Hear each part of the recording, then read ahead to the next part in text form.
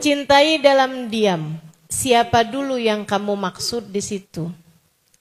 Rata-rata si orang kalau dibilang mencintai dalam diam, kebanyakannya adalah mencintai lawan jenis. Begitu ya. Bagi adik-adik yang belum menikah, gitu kan. Naksir, seneng tapi tidak berani mengungkapkan. Hingga yang ada adalah berlalu jam demi jam di waktu malam. Dengan mata yang tak juga mau terpejam. Karena memikirkan seseorang yang mungkin saat itu sudah ngorok dengan dalam.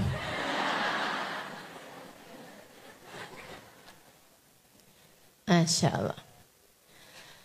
Saudariku sekalian yang saya muliakan, bisa begitu mencintai dalam diam, atau juga mungkin ada perempuan-perempuan yang sebenarnya ada seorang laki-laki tidur di sampingnya, akan tetapi hatinya melalang buana, memikirkan sesosok tubuh, sesosok makhluk yang lain yang tidak ada di sampingnya, akan tetapi dia tahu hatinya lebih mencintai laki-laki tersebut. Dia bilang, saya mencintai dia dalam diam. Itu bisa begitu maknanya, atau bisa ada yang lebih tinggi daripada itu. Ketika hatimu diam-diam, ketika kalimat di lisanmu tak terucap, akan tetapi hatimu mengembara pergi kepada seorang manusia yang meski tubuhnya tak lagi ada di atas muka bumi, akan tetapi rahmat dan kasih sayangnya akan senantiasa ada untuk kita umatnya. Jadi masalahnya kepada siapa cintamu tertuju? Ia bisa merupakan pintu-pintu pembuka zina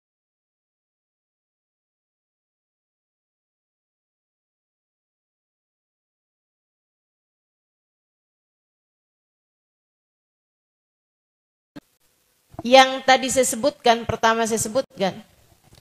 Seorang perempuan mencintai seorang laki-laki yang mungkin sering dia lihat lewat di depan rumahnya, yang mungkin sering dia lihat di halaman sekolahnya, di halaman fakultasnya, atau mungkin seorang laki-laki yang dia sering bersinggungan dengannya di tempat kerja, akan tetapi dia merasa, bukankah kalau saya mendekatinya, bukankah kalau saya menunjukkan rasa cinta saya kepadanya, itu adalah sesuatu yang dosa, atau saya khawatir nanti saya akan kecewa. Maka dia pun memilih untuk mencintai dalam diam. Dek, saya manggilnya Dek nih yang beginian nih. Kayaknya nggak kebayang kalau umur perempuan tersebut 50 tahun. Masa 50 tahun masih pakai seragam sekolah? Teman-teman saya sekalian, untukmu yang sedang berada di dalam rasa yang seperti itu adalah ujian yang Allah Subhanahu wa taala berikan kepadamu untuk Allah mengujimu. Namun sebelum kamu merasa Aduh, ujian ini sangat berat ya Ustazah. Teman-teman sekalian yang saya muliakan, kamu juga harus tahu bahwa itu adalah sebuah kenormalan. Kamu normal. Kalau masih senengnya sama orang yang pernah kamu lihat. Yang gak normal tuh, orang-orang tuh. Nonton drama Korea. Sampai aktor yang dia lihat di drama Korea, dia pasang posternya di mana-mana. Ini yang ketawa merasa atau gimana nih? Sampai jangankan ketemu orangnya, baru ngelihat fotonya doang.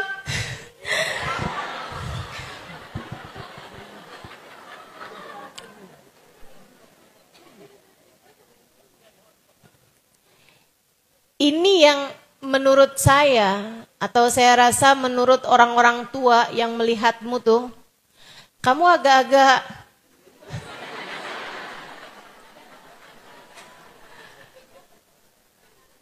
agak-agak nggak normal gitu.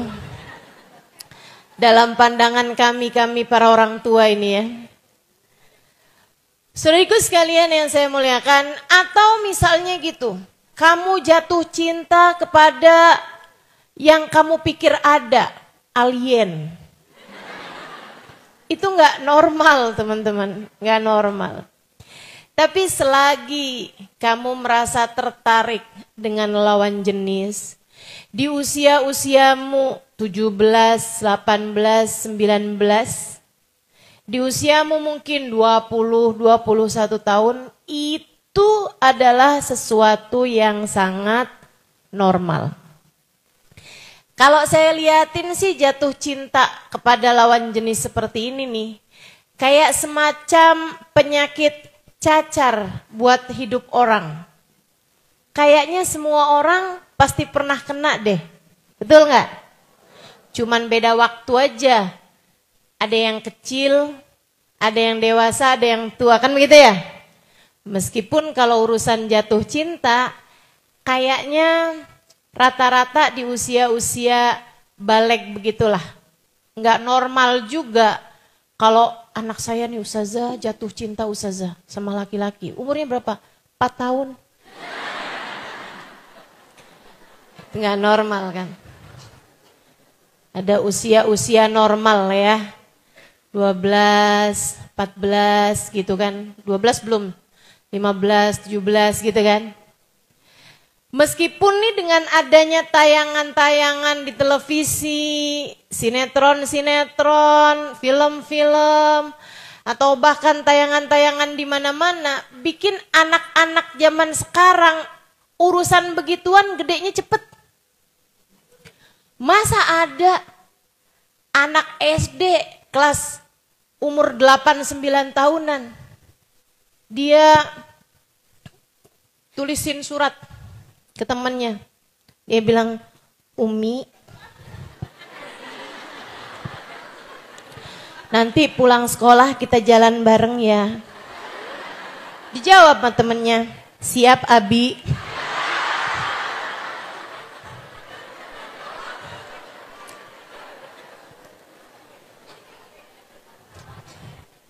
Inna lillahi wa inna ilaihi raji'un.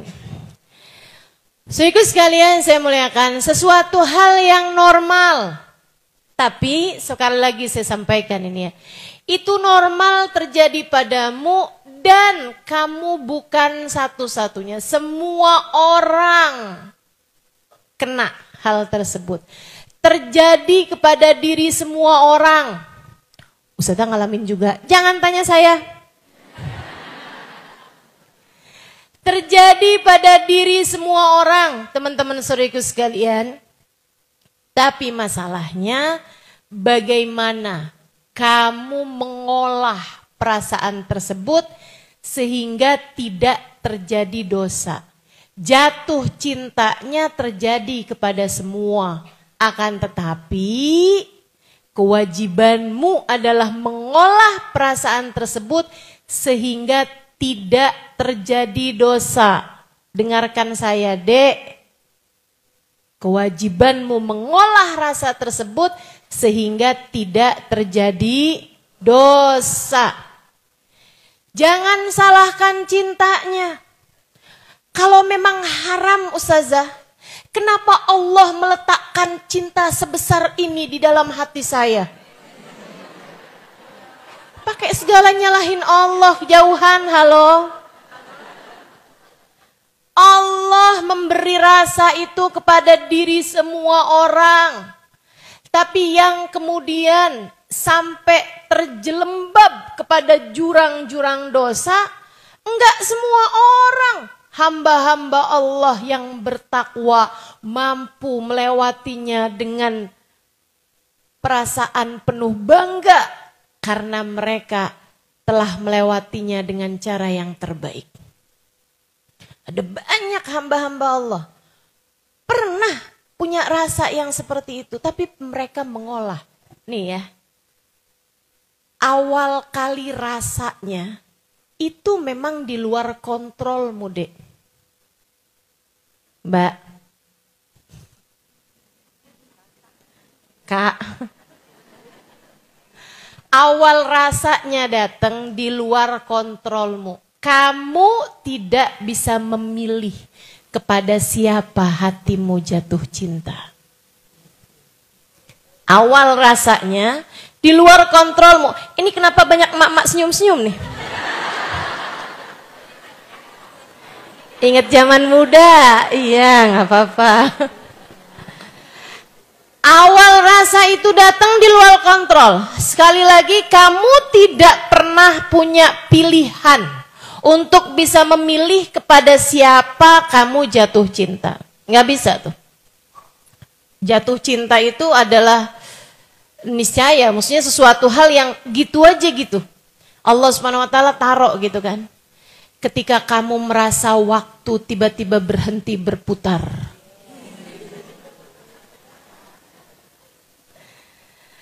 Ketika setiap kali melihat dia, kamu tidak bisa mengontrol bibirmu dari tersenyum. Orang tuh kalau lagi jatuh cinta kan gitu. Ntar dia lihat. Ya lihat lagi.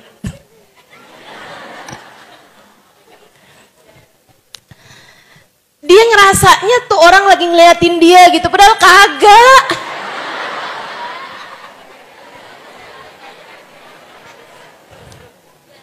Itu. Rasa awalnya itu Allah Subhanahu wa taala yang kasih, teman-teman. Yang kasih. Dan seperti yang saya bilang, itu semua orang dapat kayak begituan. Cuman abisnya itu kamu deketin dia, ngajak kenalan, minta nomor telepon, enggak semua orang melakukannya. Karenanya kewajibanmu terhadap rasa cinta yang datang dalam hidupmu adalah mengontrol rasa tersebut sehingga kamu tidak terjebak dalam dosa. Apa dosanya? Saudara sekalian, kalau kamu mengikutinya, itu adalah pintu gerbang pertama. Walaupun rasa cintanya Allah kasih, habisnya itu setan datang kepada hatimu, teman-teman.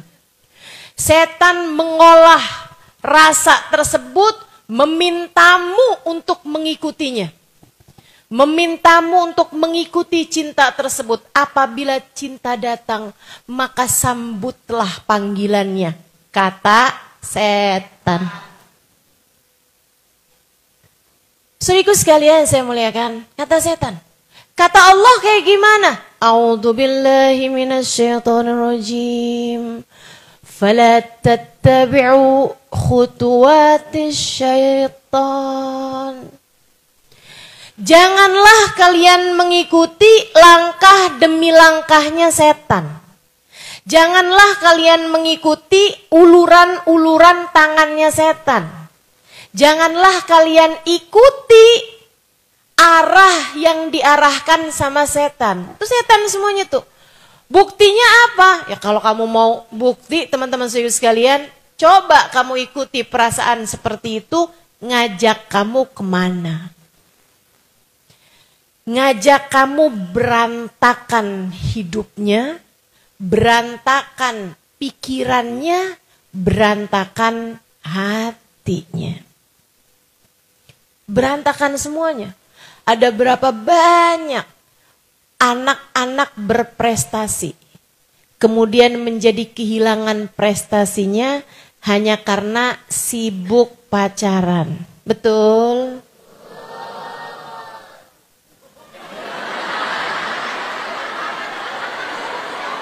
Kenceng bener deh.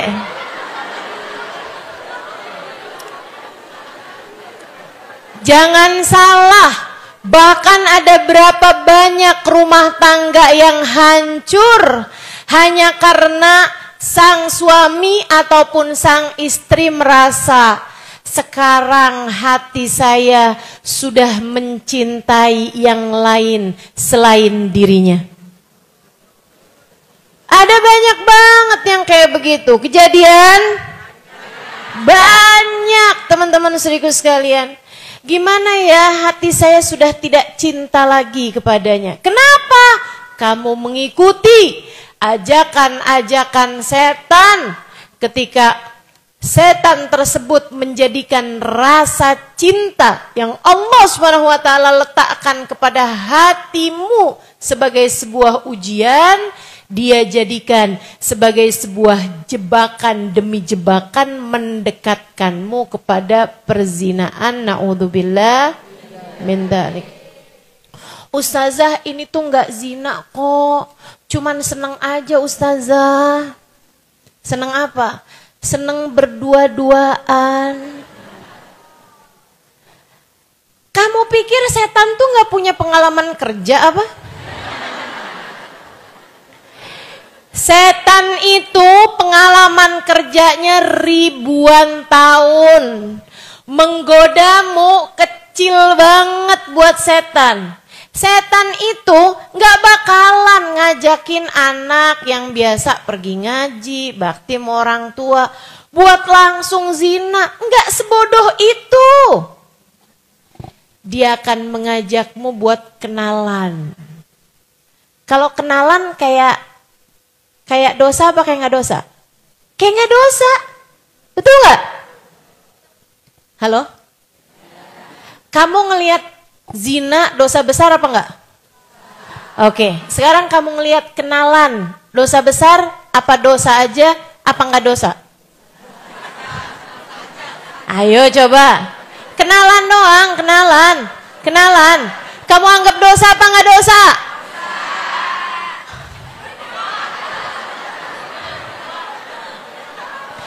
Ini karena saya ngomongnya di masjid. Karena saya nanyanya di masjid. Coba saya nanyanya di sekolah, bukan sebagai Ustazah Halimah, beda lagi jawabannya.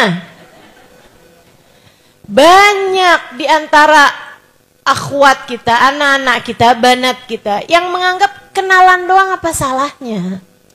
Kenalan kok. Di mana letak salahnya? Abisnya kenalan, tukeran nomor HP. Boleh nggak minta HP kamu? Saya cuman punya satu. Maksud saya nomornya juga cuman punya satu. Teman-teman sekalian, sampailah kemudian mereka kenalan. Dari awalnya salam, kemudian sapa. Kan gitu ya, nyapanya lewat chat. Hai. Bermula dari hai. Saudaraku sekalian. Habis itu kemudian jawab, hai juga. Apa kabar? Saya yang tadi minta nomor telepon kamu.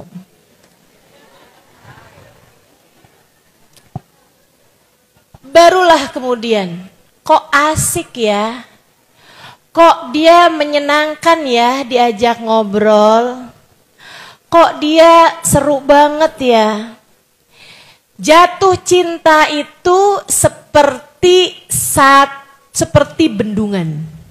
Teman-teman saya sekalian, ia bermula dari satu titik kecil hingga kemudian membesar dan runtuhlah seluruh bendungan. Awalnya kecil pasti. Jatuh cinta tuh kayak gitu. Dari semula dia bukan siapa-siapa bagimu, hingga kemudian kamu sesekali mengingatnya, hingga kemudian kalau diikutin dengan itu tadi, sapa, kemudian mulai bicara, mulai teleponan. Teman-teman sih sekalian, bermula dari kamu sesekali mengingatnya hingga kemudian bahkan dalam sholat kamu tetap mengingat dia. Itu kalau udah kayak begitu durhaka. Kamu ngadep siapa, ingatnya sama siapa? Sholat ngadep siapa? Tapi kamu mengingat seseorang itu. Allahu Akbar, senyumnya manis banget tuh.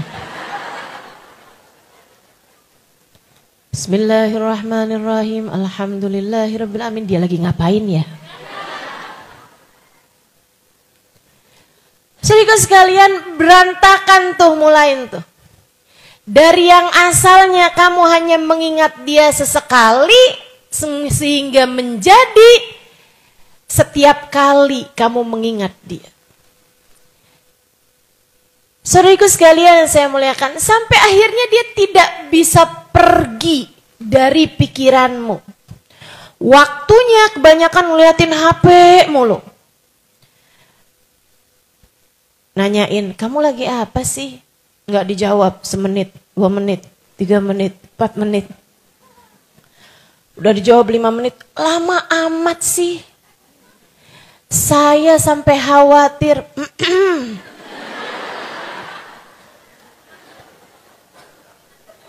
Ya Allah, ya Allah. Rusak sudah hidupmu teman-teman. Tuh kalau kayak begitu tuh kamu udah terjangkit. Ya. Terjangkit virus namanya jatuh cinta. Abisnya itu kalau udah teleponan, tungguin aja. Pengen ketemuan, kemudian ketemuan. Dari yang asalnya ketemuan senengnya bareng-bareng, lama-lama berduaan aja ya, yang lain rese. Dari yang berduaan tapi masih seneng nyari tempat-tempat yang rame, sampai mulai deh tuh nyari tempat-tempat yang sepi, terakhir lagi bokek, pacaran di atas kuburan.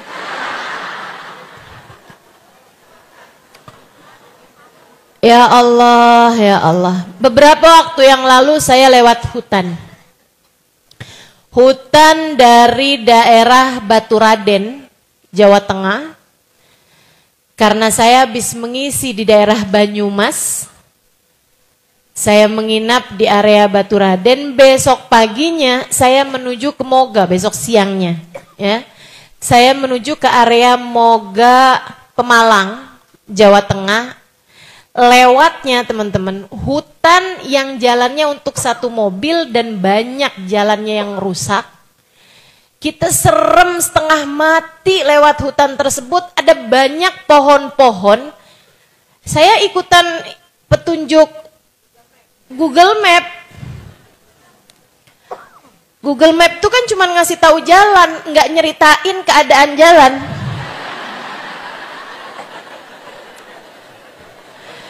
Saudariku sekalian yang saya muliakan, ya mau marah gimana juga kan? Itu sampai dari rimbunnya hutan di situ itu, sampai ada banyak hutan-hutan tuh yang ditumbuhin kayak tali-tali buat gantungannya Tarsan. Tahu gak sih?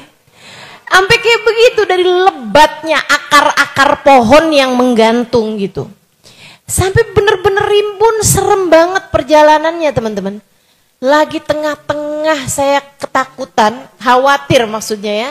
Khawatir seperti itu, khawatir juga tiba-tiba jalannya putus gitu kan. Nggak ada jalan misalnya gitu. Ini gimana nih Google Map yang terhormat?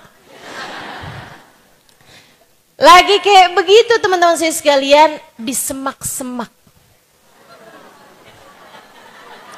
Saya lihat ada sebuah motor yang di atasnya ternyata terdapat seorang laki-laki dan perempuan yang sedang berpacaran.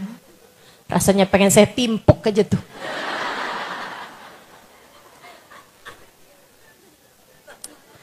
Pengen kita buka gitu kan. Pulang woi. Ibu bapak kamu nyangkul di sawah, nyekolahin anaknya biar pada jadi pinter. Malah nyari semak-semak buat berduaan. Innalillahi wa inna ilaihi raji'un. Nah kalau udah berduaan kayak begitu, di tempat sepi kayak begitu, bagaimana kamu punya kendali terhadap bisikan setan untuk mengajakmu kepada perbuatan yang haram. Dari yang awalnya mungkin hanya sekedar genggaman tangan. Kemudiannya abisnya dia nangis, masa sih saya nggak pelukin? Untuk memberikan kehangatan. Abisnya itu kami hanya saling bersandar. Habisnya itu udah deh gitu. Ngeri teman-teman saudara sekalian. Setan punya urusan. Setan punya urusan. Naudzubillah. Dan kalau kamu sudah ada dalam belenggu setan, ini ya, nggak usah heran kalau ada orang pacaran nih, pacaran. Yang si laki-laki atau si perempuan suka nyiksa kepada pasangannya. Dan mereka balik lagi. Pernah ketemu orang kayak begitu? Kok bisa banyak gitu tuh, merasa apa gimana? Toksik. Hubungan yang toksik teman-teman. Hubungan yang racun. Udah tahu racun. Nih udah tahu nih racun. Nih racun nih. Ya jangan diminum. Orang siapa yang udah tahu racun tapi tetap diminum? Orang PA. Orang PA. Hati-hati teman-teman sekalian. Adik-adik sekalian hati-hati. Fala tattabi'u khutuwatish. Terus caranya gimana? Untuk menghindari itu, ucapkan tidak dari sejak awal. Itulah ustazah, mengapa saya memutuskan untuk mencintai dalam diam. Saya takut ustazah, kalau saya tunjukin, kalau saya ekspresikan, akhirnya nantinya tuh jadi kalang kabut hati saya, nanti hati saya juga kecewa, nanti saya juga pacaran, ini itu, saya juga takut dosa. Jadi, ya udah, saya mencintai dia dalam diam. Terus apa yang kamu lakukan? Saya mendekapnya dalam doa. Kusebut namanya dalam sepertiga malam. Kala tangan-tangan malaikat kepak-kepak sayap mereka siap mengaminkan doa-doa saya.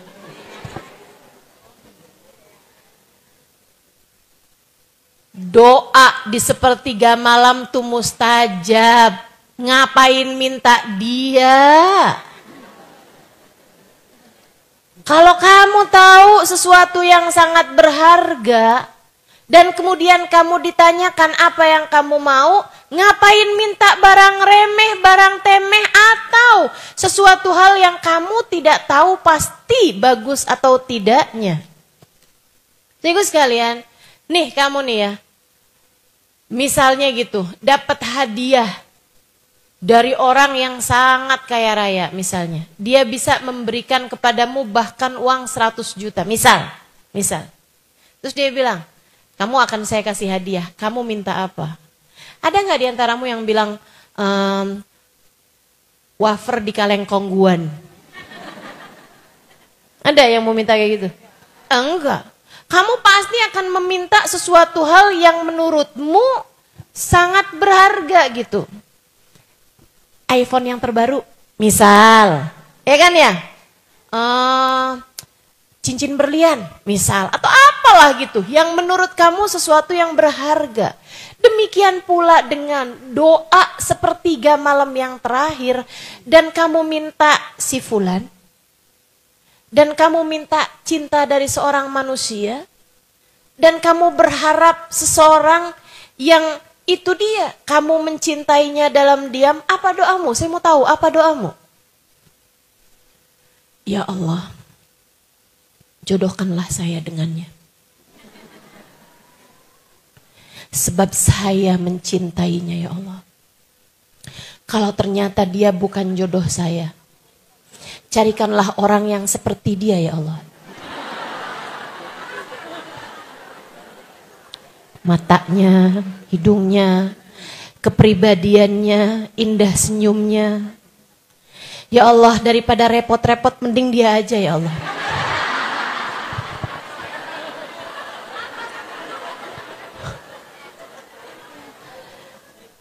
Ayolah, kamu mau doa apa? Mau doa apa? Sehingga sekalian saya muliakan. Iya, habis gimana dong Ustazah? Sekarang pacaran gak boleh. Mencintai dalam diam, dalam doa juga gak boleh. Yang sebaiknya apa? Saya pernah lama berpikir hal ini. Karena saya sukanya mikir. Kenapa Allah mengenalkan rasa cinta sedalam, seperih itu dalam hati kita? Saya kalau liatin cinta, jatuh cinta, semua jatuh gak sih? Rasanya perih, betul? Rasanya sakit. Orang tuh kalau lagi jatuh cinta, hatinya rasanya sakit. Enggak kok Ustazah seneng. Oh tunggu dulu. Senengnya berapa persen, susahnya berapa persen? Betul apa enggak? Coba tuh kalau kamu lihat ada temen kamu yang lagi pacaran. Kamu deketnya sama seorang temen, temen kamu lagi pacaran. Saya enggak lagi bilang kalau kamu lagi pacaran. Enggak, temen kamu.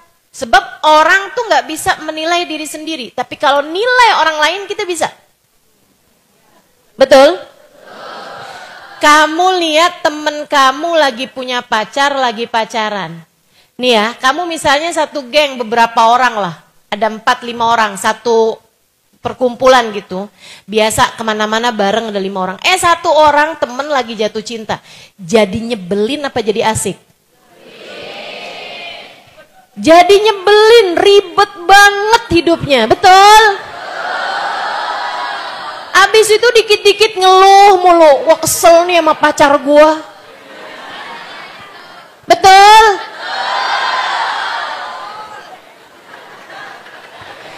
Terlihat hidup dalam bahagia atau terlihat hidup menyedihkan?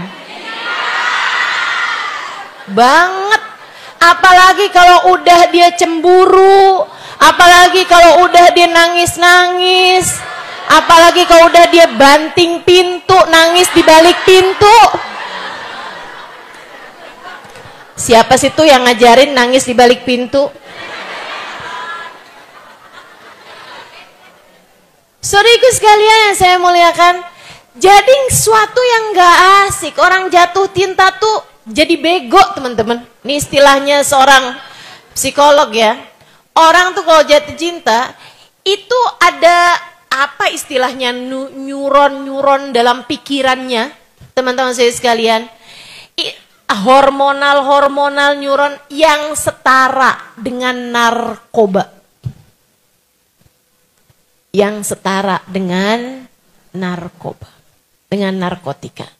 Jadi nggak bisa berpikir waras, jadi nggak bisa lagi memuliakan orang tua, jadi repot semuanya, berantakan semuanya teman-teman. Ya mestinya kayak gimana Ustazah? Olahlah rasamu hingga rasamu tidak menjebakmu, mengantarkanmu kepada perbuatan dosa. Saya lama mikirin, kenapa sih? Kenapa gitu? Apa hikmahnya? Allah memberikan rasa cinta di hati kita kepada seseorang gitu. Sampai bikin berantakan hidup kita, sampai hati kita terpenuhi dengan dia, sampai kita mikirin dia terus-terusan gitu. Dan seribu sekalian, wallahu a'lam, tapi saya rasa kenapa Allah mengenalkan kepada kita rasa cinta yang bisa begitu dalam dan menyiksa di hati kita? Karena Allah hendak memberitahu kita bahwa kamu bisa mencintai sedalam itu. Kamu bisa mencintai sebesar itu. Kamu bisa punya rasa ingat kepada seseorang seintim itu, sebanyak itu. Maka jadikanlah orang itu. Hanya beberapa hari saya berjumpa dengan beliau. Kurang lebih sebulan, 2 bulan lah ya. Maksudnya bukan di waktu yang panjang kebersamaan. Akan tetapi subhanallah, menorehkan kisah indah luar biasa. Saya jumpa sama beliau di kota Tarim.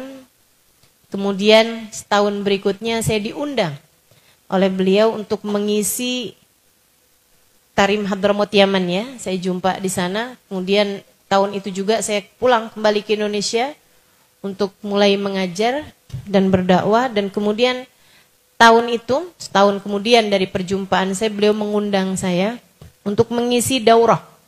Mengisi semacam pesantren kilat selama kurang lebih 2 minggu di madras, di majelis taklim yang beliau buka di kota Salalah, Oman.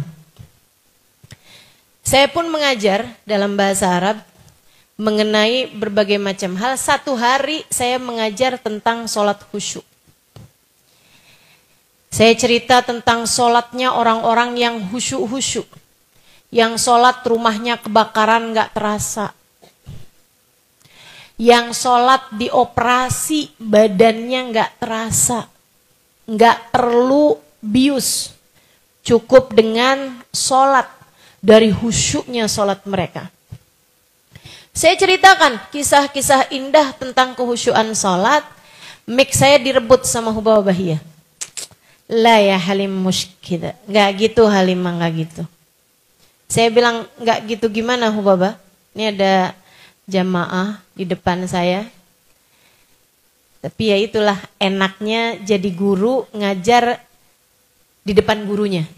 Ya, kalau ada salah-salahnya langsung ditegur. Nah, sekarang nggak ada guru saya nih. Mudah-mudahan yang saya sampaikan bukan sesuatu yang salah.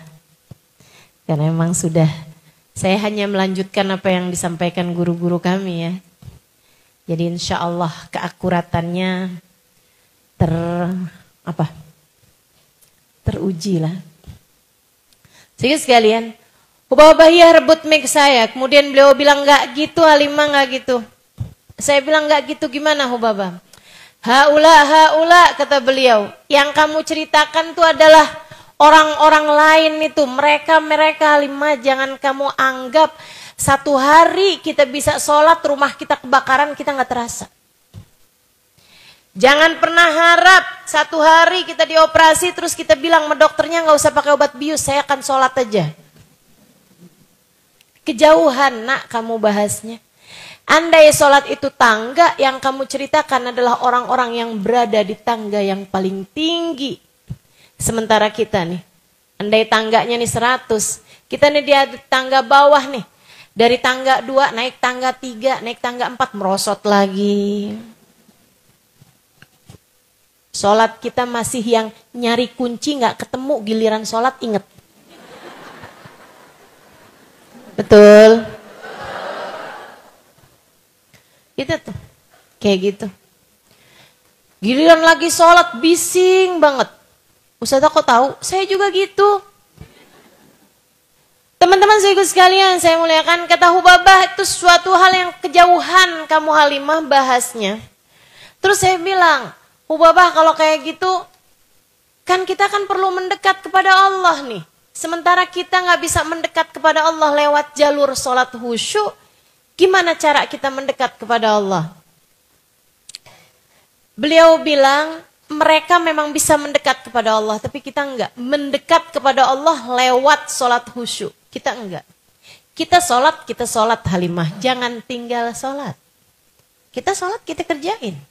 Akan tetapi berharap kita dekat dengan Allah karena sholat kita yang masih bising berisik itu. Enggak. Bukan lewat jalur situ kita bisa dekat dengan Allah SWT. Sebagai murid saya pun bertanya, kalau begitu lewat jalur yang mana Hubabah? Dan Hubabah mengatakan, ma'ana nabi ya khair nabi. Kita punya nabi seindah-indah nabi. Kita punya nabi besar Muhammad. Ada di tingkat tertinggi kedekatan dengan Allah Tuhan kita. Nabi Muhammad, Allah menyampaikan tentangnya wa rafa'na laka dzikrak, dan sungguh telah kami tinggikan namamu wahai Nabi Muhammad, hingga aku sejajarkan namamu bersama dengan namaku, aku sandingkan namamu dengan namaku di tiang-tiang surga, di tiang-tiang arsy ataupun di pintu-pintu surga.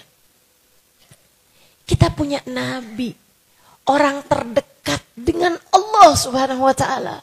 Manusia paling tercinta di sisi Allah Subhanahu wa taala. Manusia paling diterima oleh Allah Subhanahu wa taala. Manusia yang oleh Allah dipegangkan padanya kunci surga. Wa miftahul jannah biyadi. Kunci surga aku yang pegang. Kata Nabi besar Muhammad sallallahu alaihi wasallam. Adam wa man dunahu tahta liwa'i yaumal qiyamah. Nabi Adam dan nabi yang sesudahnya hanya akan berada di belakang benderaku di hari akhirat nanti. Kata Hubabah Bahiyah, Nabi Muhammad Halimah kita punya ada di tingkat tertinggi kedekatan seorang manusia kepada Allah Tuhannya. Kamu hanya perlu memanggil-manggil beliau. Panggil terus. Panggil terus. Sebab cinta kepadanya tak ada yang tak terbalas. Cinta kepada Nabi Muhammad tak akan pernah menjadi cinta yang bertepuk sebelah tangan. Cinta kepada Nabi Muhammad tak akan pernah menjadi cinta yang mengecewakan. Cinta kepada Nabi Muhammad hanya akan berbuah dengan rasa manis dunia sebelum kelak di hari akhirat nanti. Kita punya Nabi Muhammad. Ini adalah yang paling mungkin untuk kita lakukan dalam rangka pendekatan kepada Allah. Saya tanya lagi, bagaimana cara saya memanggil Rasulullah Hubabah? Dengan banyak sholawat-kah? Dengan sering ucap salam-kah? Dengan sebanyak mungkin berziarah ke Madinah-kah? Atau menghadiri majelis maulid-kah? Hubabah tersenyum, kemudian menjawab, Halimah, cintai Nabi Muhammad sebisamu mencintai seseorang. Rindui Nabi Muhammad sebisamu merindukan seseorang. Bukankah kamu pernah merindukan seseorang hingga mengalir deras air mata kerinduan padanya? Bukankah kamu pernah jatuh cinta kepada seseorang yang membuatmu ingat lihat apapun mengingat dia? Bukankah kamu pernah menjadi seseorang yang ada banyak dia dalam pikiranmu?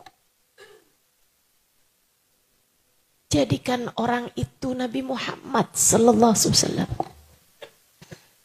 Saat itu kamu tak akan pernah disia-siakan oleh Allah. Saat itu kamu sama saja dengan memanggil-manggil Rasulullah. Nanti Nabi Muhammadnya akan kesian padamu. Beliau akan turun membukakan pintu dan memapahmu, dibawanya kamu hingga puncak. Dibawanya kamu mendekat kepada Allah Subhanahu wa Ta'ala. Jadi dek, kenapa kamu bisa punya rasa cinta sebesar itu kepada seseorang? Itu adalah pelatihan yang Allah Subhanahu wa Ta'ala berikan kepada hatimu untuk kamu pakai rasa cinta tersebut kepada seorang manusia yang akan menjadi penyelamat bagimu, pemberi syafaat bagimu, syafi'il musyaffa', pemberi syafaat fid dunya wal akhirah, di dunia hingga kelak di hari akhirat. Cintai Nabi Muhammad. Jadi dek, kalau kamu ngelihat ada teman-teman kamu yang pada punya pacar, jangan kamu ngerasanya, saya iri, saya kapan ya? Saya kok nggak pernah ditaksir orang. Ustazah doain dong biar saya ditembak. Saya kaget setengah mati waktu dengernya. Ini istilahnya adik-adik zaman sekarang kan gitu kan. Dia nembak gue. Kena enggak? Pas di jantung. Saudaraku sekalian saya muliakan. Ketika kamu melihat kawan-kawanmu pacaran gitu. Adik-adikku sayang, anak-anakku sayang. Cobalah untuk seperti yang kamu tadi sampaikan. Bangun di sepertiga malam terakhir, saat-saat intim antaramu dengan Allah SWT. Salatlah beberapa rakaat, kemudian beristighfarlah sesudah salatmu, kemudian bersolawatlah kepada Nabi besar Muhammad. Kemudian ucapkanlah sesudah kamu bersolawat beberapa solawat. Sampaikanlah, ya Rasulullah, saya umatmu. Teman-teman saya pada mulai punya pacar, wahai Rasul. Tapi saya tidak mau melakukannya, andai pun ada yang datang mendekati saya. Karena saya berharap menjadi umat yang kau terima cinta dari saya untukmu. Ya Rasulullah, pandanglah aku dengan pandangan kasih sayangmu. Lihatlah diriku, wahai Rasul, yang selalu berucap, La ilaha illallah Muhammad Rasulullah. Engkau utusan Allah untukku. Aku hanya akan memperkenankan hatiku untukmu ya Rasulullah. Berkenanlah ada dalam hatiku untuk aku mencintaimu. Itu enak. Itu enak. Kemudian rasakan betapa damai cintanya. Rasakan. Begitu indah cintanya, rasakan. Begitu indah kasih sayangnya saat itu. Kamu akan menjadi seseorang yang setiap kali disebutkan namanya, lisanmu akan segera bersolawat padanya. Saat itu, kamu akan mencari-cari tahu tentangnya.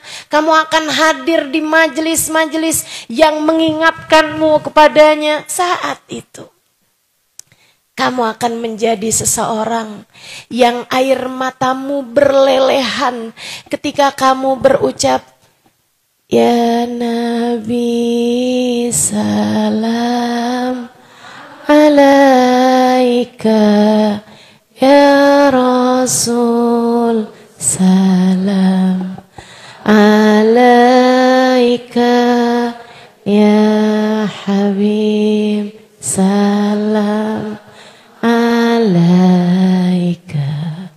salawatullah alaika. Saudaraku sekalian saya muliakan, saat itu Allah akan menghadirkanmu untuknya dan Allah akan menghadirkannya untukmu.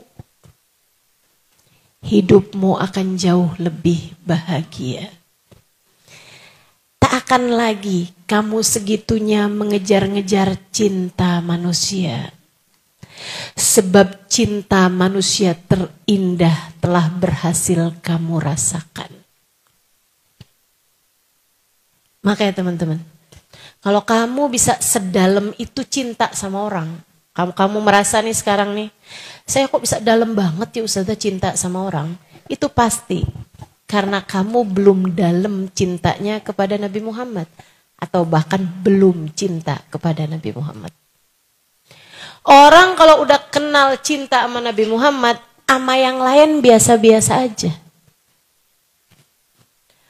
Ustazah maksudnya dia gak bisa cinta sama suaminya. Urusan lain nih.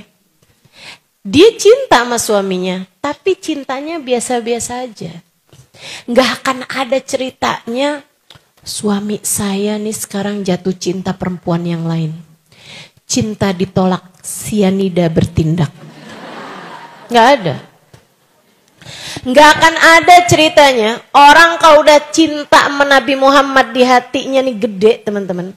Nggak akan ada ceritanya sampai dia itu berusaha cari tahu kemana pergi suaminya. Kemudian kau besar cintanya nih kepada Nabi Muhammad SAW. Gak akan ada ceritanya juga gitu. Dia sakit hati kepada perempuan. Sakit hati yang besar banget pada perempuan yang suaminya jatuh cinta lagi kepadanya. Sampai bikin dia akhirnya, jadi suami saya bisa selingkuh, saya juga. Gak akan ada ceritanya kayak begitu. Perempuan yang punya cinta besar kepada baginda Nabi besar Muhammad sallallahu alaihi wasallam, nggak akan ada ceritanya. Ini hidung kurang mancung, biar suami saya tambah seneng dah sama saya operasi plastik. Nggak akan ada menghalalkan segala cara demi untuk suami, nggak ada. Kenapa gitu? Sebab saya baca dalam Al-Quran. A'udzu billahi minasyaitonir rajim. Wal mu'minuna asyaddu hubban lillah. Orang mukmin gak akan pernah besar cintanya kepada apapun dan siapapun, sebab orang mukmin cintanya yang terbesar kepada Allah. Orang mukmin cintanya kepada Allah, cintanya kepada Rasulullah penuh seluruh ruang hatinya. Hingga dia tidak akan pernah mencintai siapapun dan apapun lebih daripada cintanya kepada Allah dan Rasulnya. Ada, biasa-biasa aja. Gede cintanya, tapi bukan kepada manusia selain Nabi besar Muhammad SAW.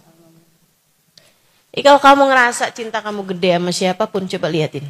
hati kamu belum gede cintanya kepada Allah, belum gede cintanya kepada Rasulullah. Gedein cinta kamu sama Allah dan Rasulnya. Nah, tenang hati kamu. Tenang jiwa kamu, teman-teman. Insya Allah.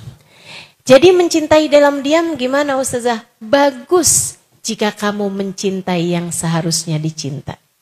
Nabi Muhammad dan Tuhannya Nabi Muhammad. Allah subhanahu. Tapi mencintai manusia-manusia yang punya kekurangan sepertimu juga. Mencintai orang-orang yang kamu ketemu di sekolahmu, di tempat kerjamu. Enggak, teman-teman. Enggak banget. Mencintai jelas-jelasan membawamu kepada perzinaan, mendekatkanmu kepada keharaman, mendekatkanmu kepada zina dan membuatmu mengerjakan semua yang haram-haram. Mencintai dalam diam membuat hatimu semakin tersiksa. Membuat hatimu semakin perih. Ngapain? Itu tuh penyakit, saudariku sekalian. Mencintai orang diem-diem gitu kan. Seperti yang tadi saya sampaikan. Hanya akan berujung kepada kecewa demi kecewa, kecewa demi kecewa. Sebab bahkan kamu minta, kamu berjodoh padanya, kamu nggak tahu. Adakah dia seperti yang kamu harapkan? Orang itu kan, maaf nih kan, kebanyakan dari kita nih kan pakai topeng. Kan begitu ya? Hakikat asli orang tersebut nggak bisa kamu lihat dengan hanya kamu memandang wajahnya. Dengan hanya kamu bicara berapa kali sama dia. Nggak bisa. Kamu nggak tahu segala sesuatu tentangnya. Makanya sering saya sampaikan, saudaraku sekalian saya muliakan. Orang pacaran bilangnya biar kenal. Biar nanti nikah enak udah kenal. Seberapa bisa kamu kenal? Banyak orang-orang pacaran 5 tahun, nikahnya 5 bulan. Banyak saudaraku sekalian. Diawali dengan aku tak sanggup hidup tanpamu, diakhiri dengan aku tak sanggup hidup denganmu. Diawali dengan tak ada perempuan lebih cantik darimu, diakhiri dengan semua perempuan cantik selain kamu. Sering saya sebut bahwa ini adalah cinta monyet. Cintanya habis tinggal monyetnya. Udahlah, tersiksa. Nggak ada enak-enaknya. Jadikan itu untuk Allah SWT dan Rasulnya. Sekarang terakhir nih, saya mau sampaikan beberapa poin penting tentang untukmu yang sedang terjebak dalam rasa cinta yang haram. Untukmu yang mendengarkan di sini ataupun yang mendengarkan secara online kajian saya, yang sedang terjebak dalam cinta yang haram. Entah itu mencintai yang tidak dalam hubungan pernikahan, adik-adik nih belum menikah, udah pacaran, sering jalan bareng, atau bahkan ya gitulah ya. Saudaraku sekalian saya muliakan, mengerjakan hal-hal yang diharamkan Allah sampai kepada keharaman-keharaman yang besar misalnya gitu. Atau untukmu yang bahkan sudah menikah akan tetapi hatimu terjebak kepada mencintai yang tidak halal bagimu. Saya kasih tahu caranya keluar dari jebakan-jebakan itu. Step by stepnya keluar. Yang pertama, ya saya udah tulisin nih. Tips meninggalkan perbuatan dosa. Terutama dosanya zina ini ya. Dosanya zina atau hal-hal yang mendekatkan kepada zina. Yang pertama, taubatilah dengan sungguh-sungguh. Taubat yang sungguh-sungguh. Nangis sama Allah, ya Allah, nih kalau saya meninggal dalam keadaan seperti ini ya Allah. Gimana saya menghadapi pertanyaan mungkar nakir? Ya Allah, kalau saya meninggal pada masa-masa seperti ini, ya Allah, hati saya sedang kayak gini, gimana ceritanya ya Allah? Bagaimana wajah saya? Bagaimana saya bisa berjumpa dengan Nabi Muhammad? Dek, guru saya Al-Habib Umar bin Hafid mengatakan, At-Tahir, la yanzur ilaihi lat-tahir. Nabi Muhammad itu suci. Enggak ada yang bisa lihat Nabi Muhammad mata yang enggak suci. Mata yang belepotan dosa. Mata yang kotor dengan selalu melihat sesuatu yang diharamkan Allah SWT. Jangan mimpi buat bisa lihat Nabi Muhammad SAW di akhirat nanti. Apalagi sejak di dunia ini. Bukankah kamu sedang belajar untuk mencintai Nabi Muhammad? Kalau masalahnya seperti itu, maka orang kalau lagi pacaran, yang dilihat barang haram semua. Ketemu, mengagumi pacarnya, memandang wajah pacarnya, terus bilang, saya liatin langit gelap banget. Ternyata semua bintangnya pindah di matamu.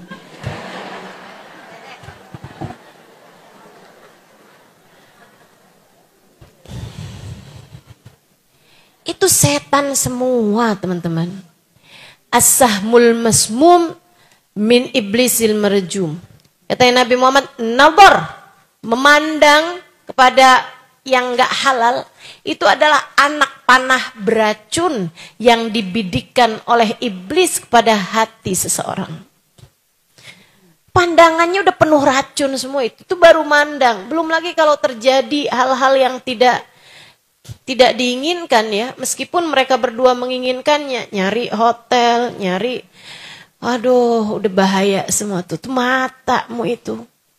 Bukankah kamu berharap bisa memandang wajah Nabi Muhammad? Bukankah kamu berharap di akhirat nanti kamu bisa memandang wajah Sayyidah Fatimah Zahra? Sayyidah Fatimah tuh pernah bilang, al-khair lin nisa an la tara rajulan wa la yaraha rajul. Sebaik-baik hal yang dilakukan perempuan adalah tidak melihat laki-laki dan tidak dilihat laki-laki yang bukan mahramnya. Itu sebabnya saya pakai cadar dan hanya membuka ketika semuanya perempuan. Saya lagi belajar. Kepengen jadi perempuan yang wajah saya tidak dilihat laki-laki. Dan saya belajar untuk tidak melihat laki-laki yang bukan mahram saya.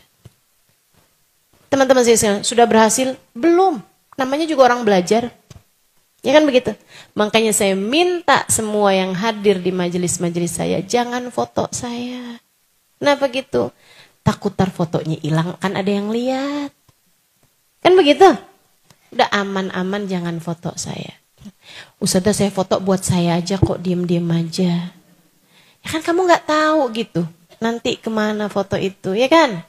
Udah, lagian mata bisa lupa siapa yang dia lihat. Tapi hati tak pernah lupa siapa yang dia cinta. Kita biar terhubung dengan hati aja. Begitu kan ya? Saudaraku sekalian saya muliakan. Taubati dosa-dosamu itu. Ustazah saya nih sekarang masih lagi pacaran nih. Saya taubat Ustazah. Taubat. Kenapa gitu? Karena teman-teman saya sekalian, walaupun kayaknya nih saya kalau ketemu sama dia lagi nih, saya kayaknya bakalan balik lagi dah. Saya bakalan cinta lagi, saya bakalan ini lagi.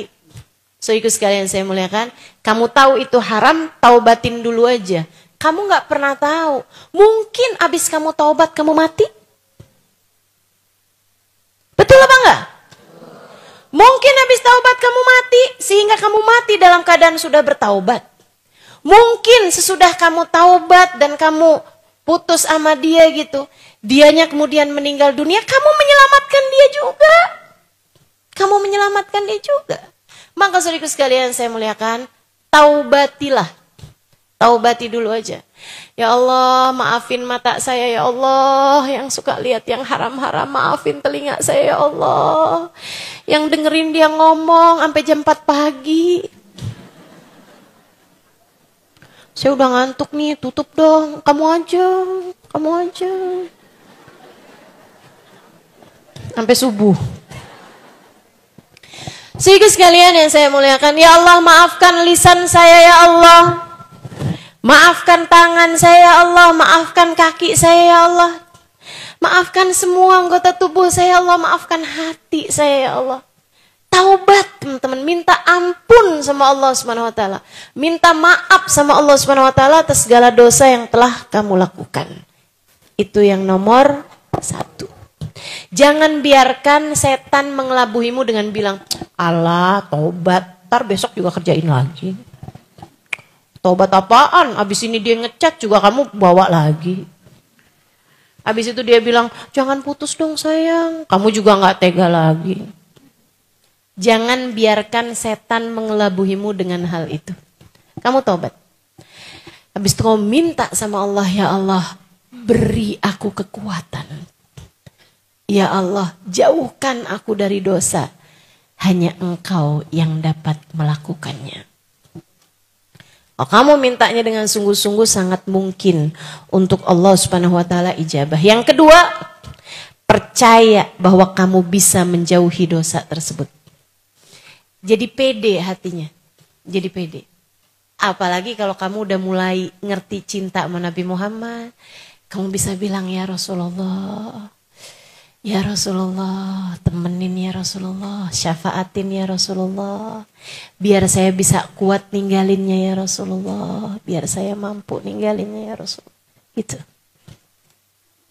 Sholawatan banyak-banyak. Sholawatan banyak-banyak. Kemudian kamu percaya Allah akan bikin kamu jadi hambanya yang salehah. Nabi Muhammad berkenan menerima kamu sebagai umatnya. Sebab setan tuh, apalagi maaf.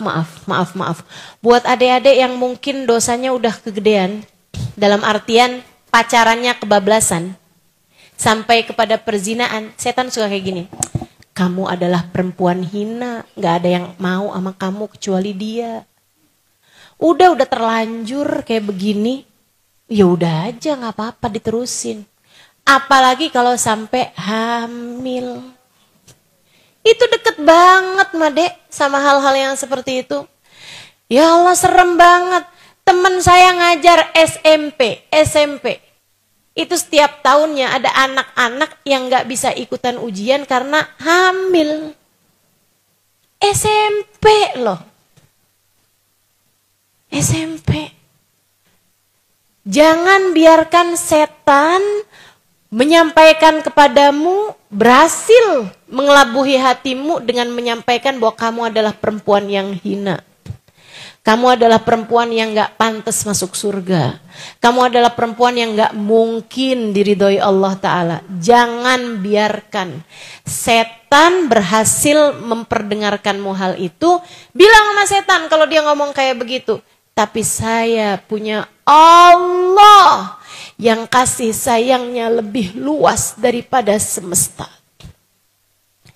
Saya punya Allah yang ampunannya lebih besar daripada apapun. Saya hina, tapi saya punya Allah.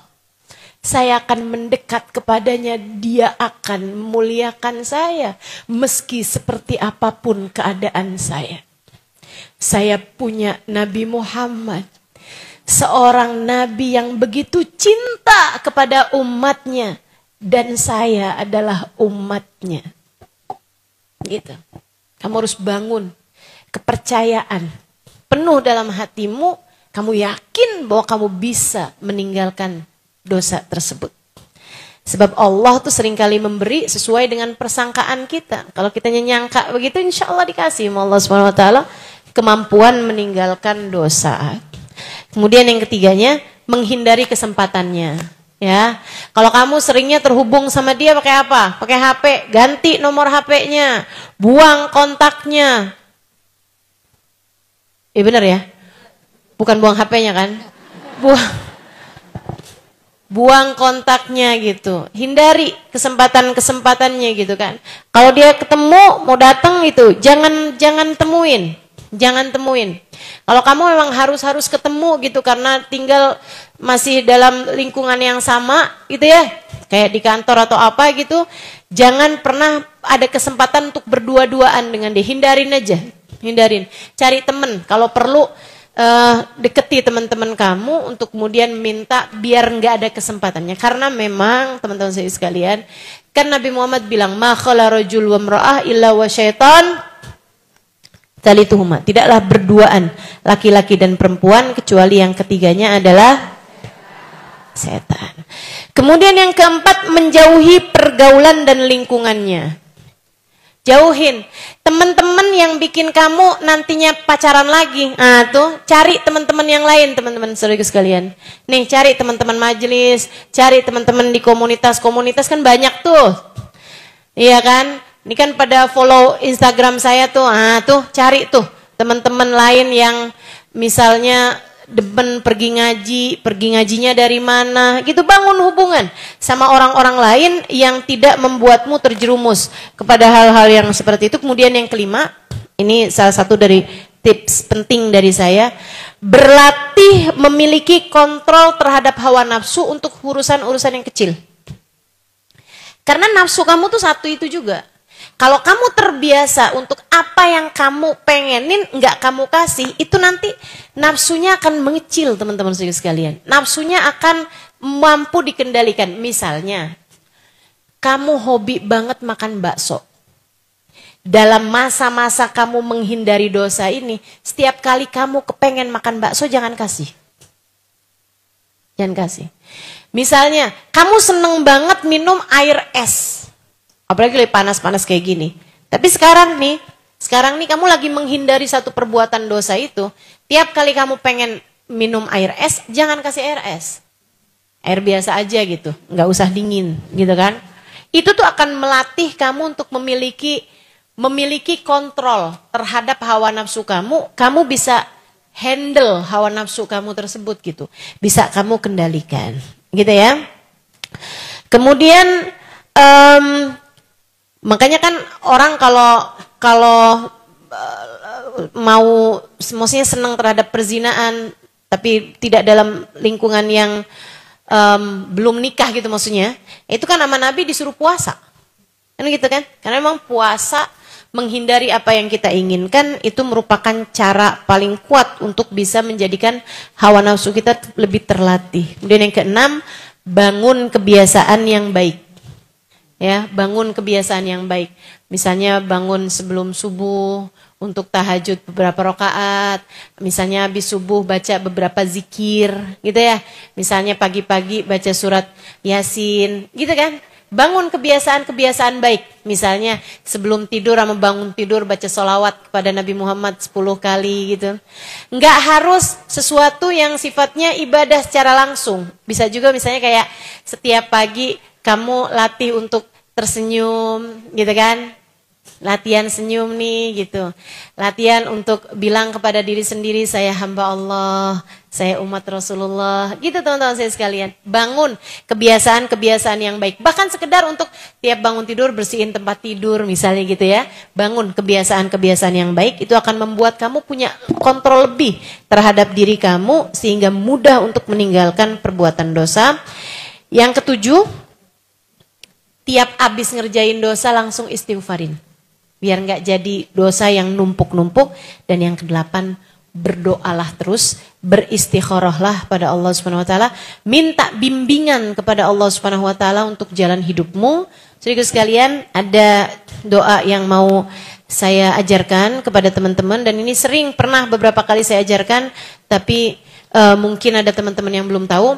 Baca begini setiap pagi nih, ya Hayy ya Qayyum birahmatika astaghith wa min adzabika astajir aslih li sya'ni kullah wa la takilni ila nafsi tarfata ain. Baca 19 kali di waktu pagi. Sebelum kamu keluar rumah, sebelum kamu pergi sekolah, sebelum kamu pergi ke kantor, sebelum kamu beraktivitas apapun, kamu baca doa ini 19 kali. Kenapa 19 kali Ustazah? Ini doa diajarkan Nabi Muhammad kepada Sayyidah Fatimah Zahra untuk mampu mengendalikan hawa nafsu kita, teman-teman. Itu doa kuat banget buat menghindari kamu terhadap dosa apapun yang selama ini kamu sedang terjebak di dalamnya. Ini sebenarnya bukan hanya dosa ini aja ya. Dosa apa aja? Buat ibu-ibu yang sedang terjebak hutang riba. Buat ibu-ibu yang demenannya utang. Demen kok utang. Jadi sekalian, buat ibu-ibu nih yang bawaannya kayak kepengen marah mulu sama suami. Omel mulu gitu sama suami. Ada nggak yang begitu? Abis itu nyesel gitu kan. Kalau suami udah jalan, ya Allah nyesel. Gimana kalau dia nggak pulang? Nah tuh. Cobain deh Bu, tiap pagi baca 19 kali doa ini.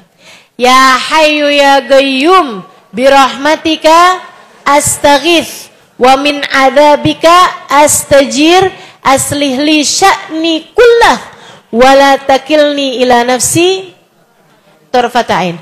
Artinya, ya Hayyu ya Qayyum, wahai Engkau ya Allah, Zat yang Maha hidup lagi Maha kuat. Birahmatika astaghits, rahmatmu aku harapkan. Wa min adzabika astajir, azabmu aku berlindung darinya. Azabmu jauhkanlah dariku ya Allah. Aslih li sya'nikullah, ya Allah benerin saya dong ya Rabb. Semuanya. Beneri keadaan saya, beneri badan saya, beneri mata saya, telinga saya, benahi ya Allah. Aslih li sya'nikullah wa la takilni ila nafsi. Jangan biarkan diriku dikuasai hawa nafsuku, tarfata ain, meskipun hanya sekejap mata. Baca itu berapa kali? Kapan? Pagi hari. Insya Allah. Apal? Iya. Yang belum nanti saya taruh aja deh di Instastory saya ya. Instastory itu di mana Ustaz? Di Instagram. Ntar ada yang nanya, Instagram belinya di mana? Iya. Baik, bismillahirrahmanirrahim. Mudah-mudahan Allah Subhanahu wa taala mudahkan kita untuk bisa menjadikan rasa cinta yang Allah taruh dalam hati kita diberikan sesuai dengan yang semestinya. Bawa keselamatan bagi kita dunia akhirat insyaallah. Ala hadhihi niyyah wa bikulli niyatin salihah jami'ah syamilah ila hadratin Nabi Muhammad sallallahu alaihi wa alihi wasallam. Al-Fatihah.